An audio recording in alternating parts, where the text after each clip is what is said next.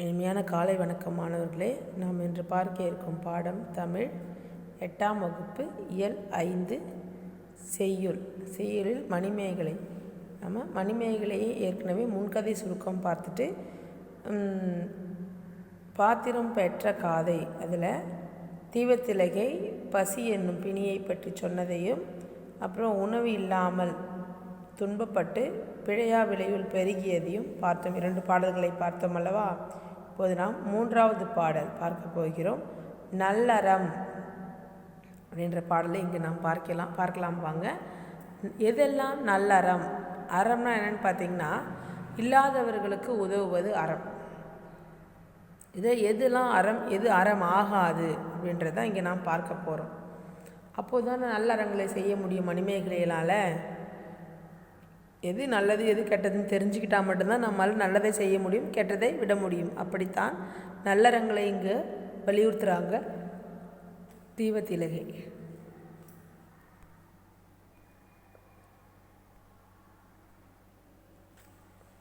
பாடல் பாருங்க.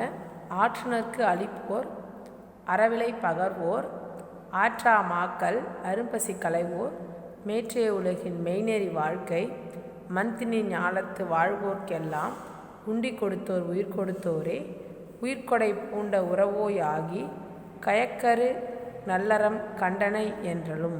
இது பாடல்.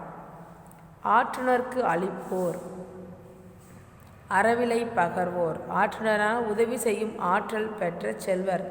எது நல்லறம் ஆகாது அப்படின்னு பார்த்திங்கன்னா, ஆற்றுனர் யார்? அவங்களால இன்னொருத்தவங்களுக்கு உதவ முடியும் அப்படின்றவங்க ஆற்றுனர். அவங்களுக்கு போயிட்டு நீ உணவு கொடுத்தனா அது உதவி ஆகாது, அது நல்லறம் ஆகாது. எதுவாகுது பார்த்திங்கன்னா, அறவிலை பகர்வோர்னா உணவை விலை கூவி விற்கும் வணிகராக ஆயிடுவோம். நாம் ஆற்றுனர் கழிப்போர் அறவிலை பகர்வோர். உதவி செய்யக்கூடிய நிலையில் இருக்கிறவங்களுக்கு போயிட்டு நாம் உதவி செஞ்சோம்னா அது உதவி ஆகாது, வணிகம் ஆகிடும் அப்படின்னு சொல்கிறாங்க. ஆற்றா மாக்கள் அரும்பசி களைவோர். ஆற்றா மாக்கள் அப்படின்னான்னு பார்த்திங்கன்னா, பசி பொறுக்காத வறியவர், அரும்பசி அப்படிப்பட்டவர்களுடைய மிகுதியான பசியை களைவோர் மேற்றைய உலகின் மெய்நெறி வாழ்க்கை. இந்த உலகத்தில் மெய்நெறி வாழ்க்கை அப்படின்னா உண்மையான நெறி வாழ்க்கையை வாழக்கூடியவங்க யார்? ஆற்றா மக்கள் அரும்பசி களைவோர் மேற்றைய உலகின் மெய்நெறி வாழ்க்கை. இந்த ஆழி சூழ்ந்த உலகத்தில் மெய்நெறி வாழ்க்கை வாழக்கூடியவங்க இவங்க தான். ஆற்றா மக்கள் அரும்பசி களைவோர் தான். பசி துன்பம் தாங்க முடியாத மக்களுக்கு அந்த பசியை போக்கக்கூடியவங்க தான் மெய்நெறி வாழ்க்கையை வாழக்கூடியவங்க. மண்தினி ஞாலத்து வாழ்வோர்க்கெல்லாம் உண்டி கொடுத்தோர் உயிர் கொடுத்தோரே. மண்தினி ஞாலம்னா இந்த பரந்துபட்ட உலகம், அணுக்கள் செறிந்த இந்த உலகத்தில் வாழ்வோர் எல்லோருக்குமே உண்டி கொடுத்த, உண்டினா உணவு, அப்படி உணவை கொடுத்தவங்க உணவு கொடுத்தவங்கள ஆக மாட்டாங்க, உயிர் கொடுத்தவங்கள ஆகுவாங்க. ஏன்னு பார்த்திங்கன்னா, அடிப்படை பொருட்களில் மிகவும் அவசியமான ஒன்று உணவு, அதற்கடுத்தான் உடை. ஸோ அப்படிப்பட்ட உணவை கொடுத்தவங்க உயிரை கொடுத்தவங்களாக ஆவாங்க. உயிர்கொடை பூண்ட உறவோய் ஆகி கயக்கரு நல்லறம் கண்டனை என்றலும். உயிர்கொடை பூண்ட உறவோய், நெஞ்சு அதாவது வலிமையான நெஞ்சம் படைத்தவர்களால் தான் இப்படிப்பட்ட ஒரு உயிர்கொடையை செய்ய முடியும், உணவை அளிக்க முடியும். அப்படிப்பட்ட வலிமையான நெஞ்சை உடையவள் நீ, உறவோய் ஆகி கயக்கரு நல்லறம் கண்டனை என்றலும். கயக்கரு நல்லறம் அப்படின்னா நல்ல சிறந்த அறங்கள் உன்னால் செய்ய முடியும் அப்படின்றது தான். பாடல் விளக்கம் பாருங்கள். உலகில் பசி துன்பம் அறியாது பிறருக்கு உதவி செய்யும் ஆற்றல் பெற்ற செல்வர்க்கு நாம் செய்யும் அறச்செயல் அறத்தை விலைகூ விற்கும் வணிகரின் செயலாகும். அடுத்தவங்களுடைய பசி துன்பம் அறியாமல் பிறருக்கு உதவி செய்யும் ஆற்றல் பெற்றவங்க, அடுத்தவங்களுடைய பசி அவங்களுக்கு புரியாது, அவங்களே இன்னொருத்தவங்களுக்கு உதவி செய்யக்கூடிய நிலையில் இருக்கிறாங்கன்னா அவங்களுக்கு வழங்கக்கூடிய உதவி என்பது அறத்தை விலை கூறி விற்கும் வணிகரின் செயல்.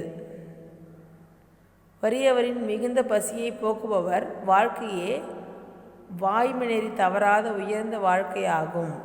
வறியவர்னா பசி துன்பம் தாங்க முடியாதவங்க வறியவர். அவர்களுடைய மிகுந்த பசியை போக்கக்கூடிய வாழ்க்கையே வாய்மை நெறி தவறாத உயர்ந்த வாழ்க்கையாகும். அணுக்கள் செறிந்த மண் உலகத்தில் வாழ்வோர் அனைவருக்கும் உணவு கொடுத்தவர் உயிர் கொடுத்தவர் ஆவார். இந்த ஆழிசூழ் உலகமெல்லாம் வாழ்கின்ற மக்கள் அனைவருக்கும் உணவு கொடுக்குறவங்க எவங்களோ யாரோ அவங்க உணவு கொடுத்தவங்களாகாது, உயிர் கொடுத்தவங்களாவர். நீ உயிர்கொடை வழங்கும் மன உறுதியை பெற்றுள்ளாய். மணிமேகலையே, நீ உயிர்கொடையை வழங்கக்கூடிய மனதை, உறுதியான திடமான மனதை பெற்றுள்ளாய். அதனால் கலக்கமற்ற நல்லறத்தை செய்யும் ஆற்றலும் பெற்றுள்ளாய். எனவே தீபத்திலகை மணிமேகலையுடன் அவள் ஆற்ற வேண்டிய நல்லறம் பற்றி எடுத்து கூறினாள். அவள் ஆற்ற வேண்டிய நல்லறம் பற்றி சொல்கிறாங்க இந்த பாடலில். அப்புறம் மிகுதியான மழை பொழிந்த காரணத்தை சொல்கிறாங்க. அது மட்டும் இல்லாமல் எவையெல்லாம் பசி துன்பம், அப்படி பசி துன்பம் வந்துச்சுன்னா எதெல்லாம் பறந்து போயிடும் அப்படின்றதையும் முதற் பாடல்லையும் இரண்டாவது பாடலையும் சொல்லிடுறாங்க. மூணாவது பாடலில் நல்லறம்னா எது அப்படின்றத சொல்லி அப்படிப்பட்ட நல்லறத்தை நீ வழங்க வேண்டும் அப்படின்னு முடிச்சிட்டாங்க. மாணவர்களே, ஆசிரியர் குறிப்பு, நூல் குறிப்பு நம்ம ஏற்கனவே பார்த்துட்டோம். பிரித்து எழுதுக பாருங்கள். புகை கூட்டல் ஆழல், அருமறை அரிய கூட்டல் மறை, நாய் ஊன் நாய் கூட்டல் ஊன், பெருந்தகை பெருமை கூட்டல் தகை,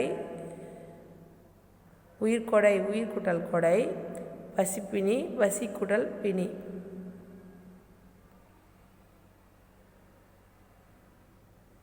அறவிலை அறம் கூட்டல் விலை அறவிலை,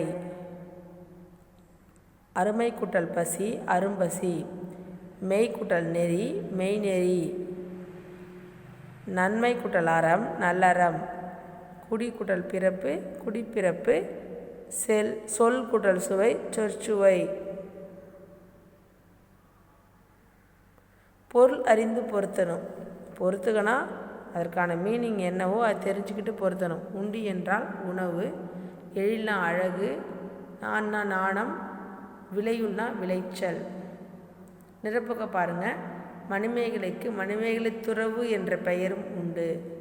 கூலம் என்னும் சொல் பொருள் தானியம். ஏன்னு பார்த்தீங்கன்னா கூலவாணிகர் சீத்தலை சாத்தனார் இந்த நூல் எழுதிக்கிறாங்க இல்லையா. இப்போது தானியம் சம்பந்தமான தொழில் செய்யக்கூடியவங்க கூலவாணிகர். சாத்தனார் பிறந்த ஊர் சீர்தலை. மணிமேகலையில் அடங்கியுள்ள காதைகள் 30. மாதவிக்கும் கோவலனுக்கும் பிறந்த மகள்தான் மணிமேகலை. இது வரைக்கும் நம்ம பார்த்தோம். வினாவிடைய அடுத்த பாட வேளையில் பார்க்கலாம்.